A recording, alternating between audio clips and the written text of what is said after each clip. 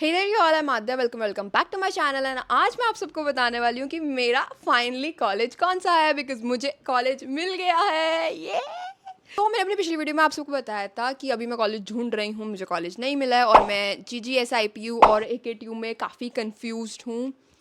But मैंने finally अपना decision बना लिया। एंड अपनी पिछली वीडियो में अगर नहीं देखी है तो ये वाली वीडियो जाके देखो भाई। तो उस वीडियो में मैंने हॉस्टल के बारे में और उस सब के बारे में भी अपने ओपिनियन शेयर किए थे कि मैं क्या सोच रही हूँ अबाउट हॉस्टल एंड एवरीथिंग।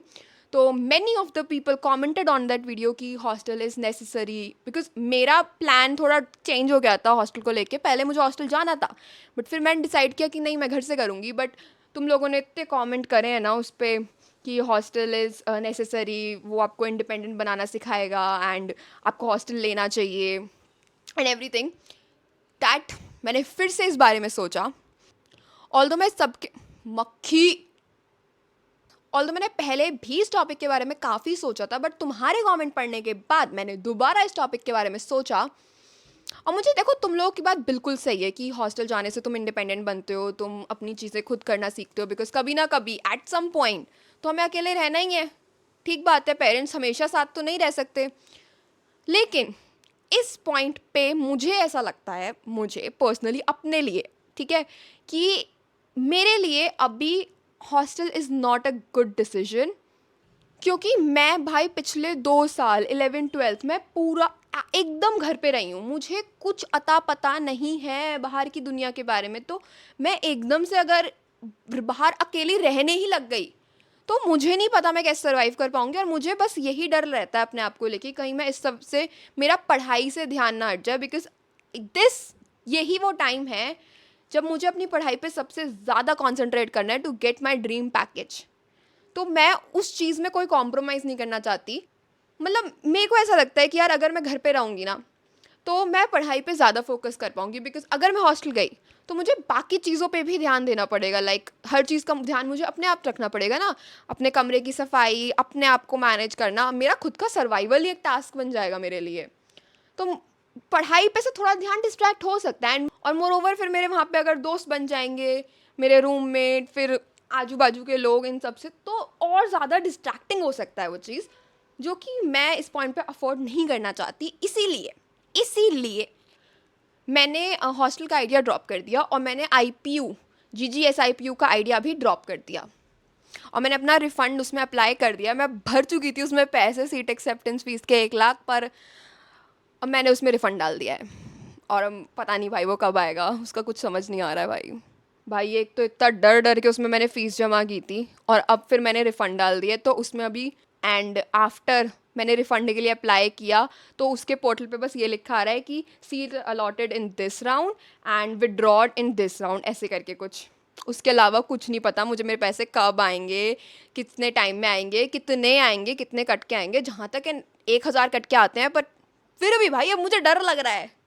समझ रहे हो, मम्मी मुझसे पूछती रहती हैं कुछ कुछ पता कर उसके बारे में, कब तक आएगा, कुछ कुछ रिसर्च कर। क्या करूं मुझे समझ नहीं आ रहा है। और होप फॉर द बेस्ट भाई वो वापस आ जाए जल्दी से। तो जब मैंने फाइनली डिसाइड कर लिया कि मुझे AKTU के कॉलेजेस लेने हैं और अपने घर के आसपास के कॉलेजेस लेने हैं, तो मैंने AKTU की काउंसलिंग में सिर्फ अपने घर के आसपास के कॉलेजेस भरे थे। ऑल्दो AKTU में सबसे अच्छा कॉलेज वो IET लखनऊ का है, बट वो मेरे घर से दूर है, अगेन मुझे हॉस्टल में जाना पड़ता और फिर वही सब। तो मैंने इसीलिए वही कॉलेजेस भरे थे जो मेरे घर के पास हैं। ओके, तो उसमें मैंने भरा था kite, AKG, ABS, JSS, GL Bajaj, इस तरह के कॉलेज बेसिकली जो NCR रीजन में आते। एंड मक्खी भाई परेशान कर रही है, चलो कोई नहीं। एंड अच्छा गेस करो, चलो मुझे मैंने कौन सा कॉलेज ऊपर भरा होगा और मुझे कौन सा कॉलेज मिला। गेस करो, वीडियो पॉज करके सब गेस करो पहले कमेंट सेक्शन में। कर लिया गेस? बताऊँ अब? मैंने सबसे ऊपर भरा था KIET, काइट। और मतलब उसकी CSC, फिर AI रिलेटेड ब्रांचेस, फिर मैंने AKG भरा था, फिर JSS भरा था, फिर ABS भरा था। इस तरह से मैंने भरे थे और मुझे मेरे पहले ही राउंड में मेरी पहली प्रेफरेंस मिल गई। ये मुझे फाइनली मिला है काइट में CSC ब्रांच। एंड अगेन पिछली वीडियो के कमेंट सेक्शन में भी कई लोगों ने मुझे रेकमेंड भी किया था कि आप अगर AKTU में देख रहे हो तो काइट को देख लो बिकॉज इट इज़ ऑटोनॉमस। और कुछ लोगों ने ये भी बोला था कि भाई AKTU की रेपुटेशन बहुत ख़राब है तो you should reconsider your decision. And इसीलिए मैंने काइट चुना because it is autonomous bro. देखो, अगर तुम्हें नहीं पता, वैसे तो पता ही होगा, बट अगर नहीं पता तो AKTU की रेपुटेशन इज़ लाइक बहुत अच्छी नहीं है। और ये बात मुझे भी सुनने में आई थी कि वहाँ पे एग्ज़ाम रिलेटेड बहुत इश्यूज होते हैं, बहुत डिलेज होते हैं और भी बहुत चीज़ें हैं। तो AKTU को लेके मैं भी काफ़ी डाउट में थी, बट फिर जब मुझे पता चला ना कि काइट इज़ ऑटोनॉमस और ऑटोनॉमस होने के कितने बेनिफिट्स होते हैं, दैट इज़ वाई मैंने काइट चुना। अदरवाइज़ मे बी मैं GGSIPU ही सेलेक्ट करती और वहीं ही चाहती। देखो, काइट के ऑटोनॉमस होने का ये फ़ायदा है कि वो AKTU से एफिलिएटेड तो है, मतलब मुझे डिग्री AKTU की मिलेगी, लेकिन वो अपने सिलेबस उसका खुद का होगा, उसके एग्ज़ाम्स खुद के होंगे, खुद के टीचर्स, काइट के ही टीचर्स एग्ज़ाम सेट करेंगे और वही आपके एग्ज़ाम पेपर्स चेक करेंगे, तो नंबर बढ़ जाएंगे, समझ रहे हो? तो अच्छे नंबर आने के चांसेस हैं तुम्हारे, जो कि AKTU में बहुत प्रॉब्लमेटिक चीज़ होती है। मैंने जितना सुना है अपने सीनियर्स से कि AKTU में नंबर नहीं मिलते हैं ईजिली, बट एटलीस्ट मैं होप कर रही हूँ कि काइट में मुझे थोड़े आसानी से नंबर मिल जाएंगे। पढ़ना तो पड़ेगा, ऑब्वियसली पढ़ना पड़ेगा, लेकिन फिर भी थोड़ा सा कन्वीनियंट चीज़ें होंगी। एंड सबसे इंपॉर्टेंट चीज़ भाई, सिलेबस अच्छा होगा, सिलेबस थोड़ा एडवांस होगा, बिकॉज AKTU का सिलेबस थोड़ा पहले के टाइम का ही वो चला आ रहा है, तो इसीलिए सिलेबस एक बहुत, ये मक्खी ना, तो इसीलिए सिलेबस एक बहुत बड़ा मेजर फैक्टर था दैट आई चोज काइट।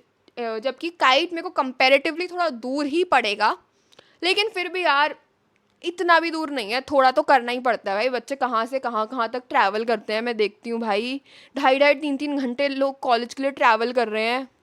मैं तो फिर ठीक हूँ भाई, मुझे फिर अपना सोच के ठीक लगता है कि मेरा इतना भी दूर नहीं है कि मुझे 3-4 घंटे ट्रैवल करना पड़े। I am good.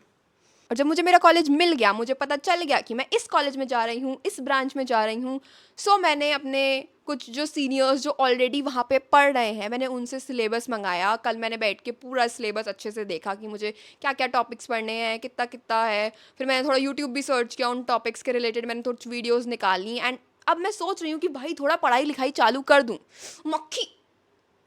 अब मैं सोच रही हूँ कि थोड़ी पढ़ाई लिखाई चालू कर दूँ, थोड़ा कब तक खाली बैठी रहूँगी ना, और खाली बैठे बैठे ना मैं भी थक चुकी हूँ। तो अब मैं थोड़ा पढ़ाई लिखाई चालू करने के बारे में सोच रही हूँ। अभी भी टाइम है, क्योंकि मेरे पास जितना मुझे लगता है अभी भी मेरे पास 20-25 दिन हैं, तो मैं थोड़ा बहुत पढ़ लेती हूँ, अपने पहले सेमेस्टर की थोड़ी प्रिपरेशन ही कर लेती हूँ, ताकि हाँ मैं सबको बता सकूँ कि ये मुझे पहले से आता है। तुम लोग पढ़ो भाई, मैं सब पढ़ के आई हूँ। एंड ऑल्सो बिकॉज मैं नहीं चाहती कि मेरी ऐसी इतनी लंबी छुट्टियां दोबारा पड़ें, बिकॉज अगर ये छुट्टियां दोबारा पड़ी तो मैं बेरोजगार कहलाऊंगी। सो इसीलिए पढ़ाई लिखाई इज़ इम्पॉर्टेंट। मुझे मेरा ड्रीम पैकेज लेना है भाई, ऐसे ही थोड़ी मेहनत करनी पड़ेगी, करेंगे। पर पता यार, अब पहले जब मुझे लग रहा था कि मेरे पास कॉलेज नहीं है, तब तो ऐसा लग रहा था कब मिलेगा कॉलेज, कब मिलेगा कॉलेज। यार मैं खाली बैठी हूँ, मतलब बच्चे लिटरली कॉलेज जाना स्टार्ट कर चुके थे। मैं देख रही हूँ मेरे क्लास के बच्चे, मेरे स्कूल के बच्चे कॉलेज जा रहे हैं, और मैं घर पे बैठी हूँ। मुझे अता पता ही नहीं है मेरे कॉलेज का कि कहाँ जाऊँगी, क्या करूँगी। लोग मुझसे पूछ रहे हैं कौन से कॉलेज जा रही है, पता नहीं भाई, पता नहीं। अभी देखते हैं, पता चलेगा। मेरी नानी तो ये तक कहती कहीं ऐसा ना हो तेरा पूरा साल वेस्ट हो जाए, तू रह ही जाए। मैं कहा नानी ऐसा नहीं होगा, मिल जाएगा। बट कल तक मैं बे कॉलेज थी, और आज जब मेरे पास कॉलेज है तो मुझे भाई डर लगने लगा है, थोड़ा नर्वसनेस हो रही है कि यार छुट्टियां ख़त्म, मौज मस्ती सब ख़त्म। अब रोज़ सुबह जल्दी उठना पड़ेगा, उठ के इतनी दूर ट्रैवल करके कॉलेज जाऊँ, फिर कॉलेज की क्लासेस लूँ शाम तक, फिर शाम को वापस ट्रैवल करके घर आऊँगी। यार रोज़, मतलब एक आध दिन तो ठीक है, रोज़। सो येस, जो आप लोग मुझसे इतना पूछ रहे थे कि कौन से कॉलेज जा रहे हो, कौन से कॉलेज में एडमिशन लिया है, कहाँ पढ़ोगे, अब आगे क्या करोगे, पता चल गया। Happy. Anyway, so that's it for this video. Thank you so much for watching till here. I'll see you guys in the next video. Till then, take care. Bye bye.